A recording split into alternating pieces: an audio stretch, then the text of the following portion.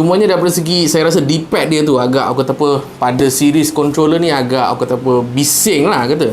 Whereas 1S punya feedback rasanya macam lebih smooth dan kita rasa macam bila tekan tu dia tak macam terlalu gangster sangat lah bunyi dia kan. Hello, Assalamualaikum, selamat datang ke Cikgu.ulwan. Siapa lagi? Saya Rotan. Sebelum ni saya pernah buat review berkenaan dengan Xbox Series S dan Cikgu.ulwan pernah test kedua-dua controller. Belah kanan saya ni adalah Xbox One S punya controller. Cikgu.ulwan pakai dah 2 tahun tak silap.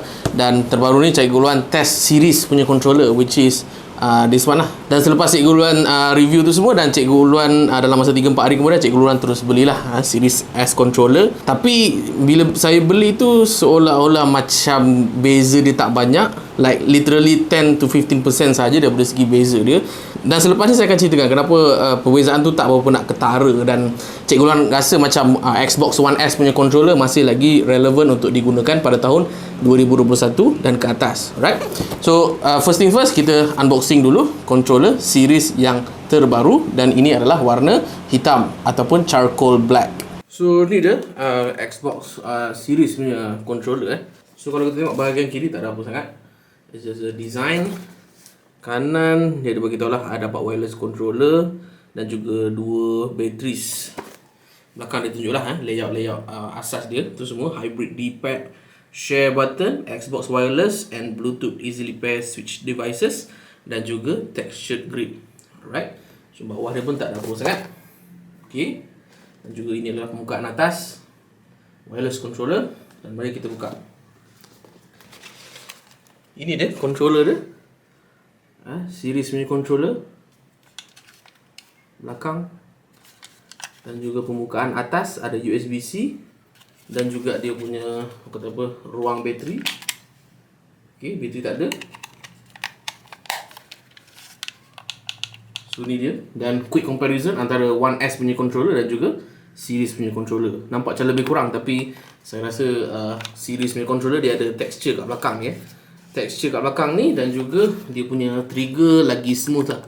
Whereas yang lain semua lebih kurang sama, melainkan ada share button. Whereas One S hanya adalah 2 button. Series controller dia ada USB-C, whereas One S hanyalah micro USB. Right? Dan juga kita akan dapat Duracell lah. Duracell ni sentiasa kerjasama dengan Microsoft. Okay? Untuk testing okey lah. Nak main dalam sekali main boleh lah. Lepas tu korang kena beli bateri baru ataupun beli rechargeable lah. So kita tengok dalam kotak ada apa lagi. Ni dia punya manual tu semua. So kalau macam korang ada masalah ke issue, korang boleh review balik. Dan last kali saya dapat Xbox Game Pass. Saya tak sure lah about this. Redeem code for 14 days free Okay, alright, menarik. So nanti kita tengok saya boleh claim ataupun tidak lah. Ada dan itu je lah. So ini adalah series punya controller, dan ini adalah controller One S. Right? Hey, it's free real estate.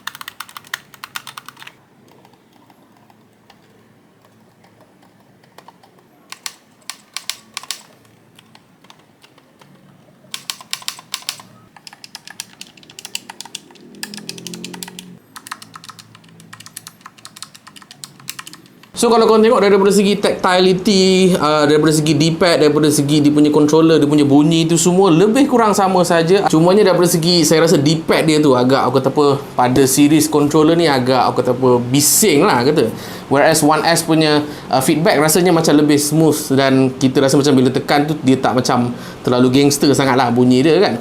Tapi whereas saya tengok One S punya aku kata apa tu panggil lah, LB dengan RB dia tu macam bunyi dia agak agresif, tapi whereas series punya controller RB dan juga LB dia tu lagi smooth dan almost silent lah pada saya kan. Tapi overall dua-dua lebih kurang sama saja. At one point saya boleh katakan kalau korang berminat untuk orang kata apa controller yang orang kata apa a bit glossy, dia lebih kepada metallic body, One S is the best way to go. Whereas kalau macam korang suka orang kata apa permukaan yang texturized, saya rasa series punya controller is much more better untuk you lah. Dan bila Cikgu Ulwan dah guna orang kata apa testing dua produk ini, saya boleh katakan yang macam seolah-olah macam bila saya upgrade kepada series controller ni macam tak ada upgrade sangat lah, sebab saya kata 10% je dia punya difference kan. Sebab pada saya korang boleh rasa dia punya impact daripada segi vibration tu ada orang kata apa lebih precise pada series lah, tapi nak kata banyak sangat tak juga. Dan daripada segi RT dan juga LT dia tu lagi orang kata apa versatile lah, maksudnya kalau kita tekan tu dia macam kita boleh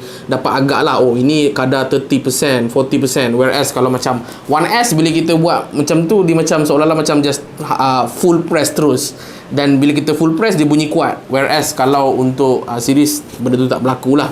So kelebihan beli controller Xbox adalah kita boleh orang kata apa beli rechargeable AA bateri, yang ini model daripada Eneloop Pro. Satu lagi ni adalah Eneloop yang biasa lah. Saya malah nak cerita lebih pasal Eneloop ni, mungkin next video saya cerita lah. Tapi moral of the story is that korang just beli je apa-apa bateri yang rechargeable dan beli charger macam ni, dan korang boleh charge macam biasa. Kemudian korang boleh letak dalam korang punya controller Xbox. Kalau lah bateri ni rosak, ganti je bateri ni, beli baru, charge balik. So itu adalah kelebihan kalau beli Xbox punya controller. Now daripada segi price saya beritahu siap-siap price series punya controller sekarang saya beli 239 dekat Shopee. Nanti saya linkkan pembelian dekat dalam ruangan description, korang boleh tengok kat situ. One S saya tengok dekat Shopee pun dah orang kata apa stok terhad. So saya assume yang Xbox dia nak cuba orang kata apa push controller series ni kepada newer audience, dan saya rasa kenapa dah tak ada stok maybe sebab series S ni akan menjadi the new norm. Sebab saya rasa perbezaan dia tak beberapa ketara sangat lah. Daripada segi One S dia pakai micro USB, whereas series punya controller digunakan USB-C. So itu je lah kot. Selebihnya saya tak rasa difference antara dua ni macam PS4 punya DualShock 4 dan DualShock 5 punya perbezaan, which is pada saya langit dan bumi lah. Right, tapi still Xbox punya controller masih lagi well supported dalam tak kisahlah Xbox One tu sendiri, dan daripada segi PC ataupun laptop masih lagi orang kata apa support secara native. You pair you punya Bluetooth, kemudian korang terus boleh main macam biasa, tak macam controller PS, which is orang kata apa ada extra step yang korang kena set up lah. In which itulah sebab saya beli controller Xbox. Now final nasihat saya, kalau ada member orang kata apa nak jual controller Xbox One S dia tu dijual pula murah-murah, pada saya silakan ambil One S sajalah. Whereas kalau macam korang betul-betul nak rasa controller yang baru, nak moving forward menggunakan USB-C, terus ambil series punya controller, tapi harga dia agak mahal sikit lah. Dan dua-dua ada pemilihan warna dia sendirilah, dan itu korang boleh tengok sendirilah dekat mana-mana website. Sebab saya suka warna hitam, dua-dua saya beli warna hitam. Dan One S ni saya dah pun jual kepada orang lain, right? Dan this is my daily driver, series punya controller, right? Cuk, sebelum video ni habis, pada 3 September ataupun 2 September semalam, abang saya beli ni series punya controller. Dan untuk pengetahuan you guys, abang saya ni memang dia memang hardcore PlayStation lah. Kalau korang tengok, dia memang kata dah gunakan DualShock 4, dah berapa banyak lah controller dia main dalam dia punya PC yang this one lah kan. Tapi dia kata dia macam dia berminat pula nak beli orang kata controller Xbox, sebab macam saya cakap dia lagi senang nak pair, dia punya input pun senang, tak perlu kata sync dengan apa-apa software third party ke apa, dah boleh terus main. Tengok dia punya warna biru apa, memang belakang dia pun warna putih, memang cantik gila lah bosku. Tapi yang ini untuk model ini tak silap saya warna ni RM20 lah tambahan, maksudnya kalau hitam 239, yang ini lebih kurang 259. So kalau korang suka warna biru macam ni boleh lah kot kan. Cumanya satu lagi benda yang saya nak cerita adalah kan komputer ni dia tak ada kata apa USB dongle. Abang saya ada USB dongle, tapi yang murah punya, yang kata apa cak ayam punya. Tapi bila kita pair memang tak dapat, dia macam tak dapat nak detect, ataupun bila nak detect dia tak dapat nak kata apa connect betul-betul lah dengan this particular product. So apa kita orang buat, kita orang terpaksa just connectkan dengan USB-C ni, kata apa just cocok ke dalam komputer kita. Sementara menunggu kata apa USB dongle yang kata apa branded sikit lah. Contoh macam brand Orico macam brand Orico ataupun brand Ugreen, okey lah. Semuanya abang saya tengah order. Tapi moral of the story is that kalau macam korang nak kata apa, pair dekat PC yang lebih kurang macam ni, korang kena beli Bluetooth USB dongle yang branded sikit lah. Jangan beli yang cap ayam punya. So yep, itu saja untuk yang model warna biru ni. So itu saja lah kot untuk video kali ni. Apa lagi you guys nak tahu berkenaan dengan video editing ke video shooting tu semua, korang boleh roger dalam ruangan komen di bawah supaya Cikgu Ulwan boleh buat video upon request you guys. Itu saja daripada saya Cikgu Ulwan. Sampai lagi, saya Rotan.